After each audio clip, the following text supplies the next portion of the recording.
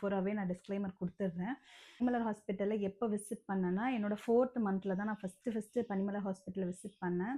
அது எப்படி விசிட் பண்ணேன்னா, அந்த டைம்ல என்னோட மம்மிக்கு வந்து கொஞ்சம் சிக்கா இருந்ததுனால, நாங்க அங்க அட்மிஷன் போட்டு வச்சிருந்தோம். அப்ப வந்து அங்க நம்ம போவோம்ல, லைக் ஸ்கேன் எடுக்க, எக்ஸ்ரே எடுக்க போகும்போது, அவங்க வீல் சேர்லலாம் தள்ளிட்டு போகிற அந்த சார், மேம்லாம் இருப்பாங்கல்ல.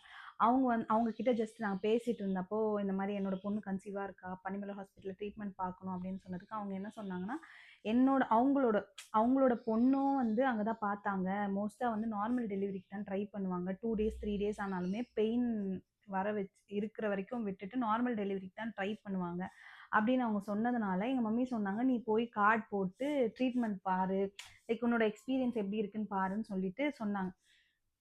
நான் அப்பதான் ஃபர்ஸ்ட்டு மம்மி வந்து வார்ட்ல இருந்தாங்க. நான் வந்து போயிட்டு கார்ட் போட்டேன். கார்ட் போட்டதுக்கு நான் உங்களோட ஆதார் கார்டு, ஆர்சிஹெச் ஐடி கவர்மெண்ட்டோட ஆர்சிஹெச் ஐடி இருந்துச்சுன்னா, உங்களுக்கு ஒரு மாரி கிரீன் கலர் கார்ட் வந்து குடுப்பாங்க. ஸோ நான் ஃபர்ஸ்ட்டு அங்க போய் விசிட் பண்ணேன். அங்க விசிட் பண்ணப்போ எனக்கு ஒரு ஒரு ஷாக் இருந்துச்சு.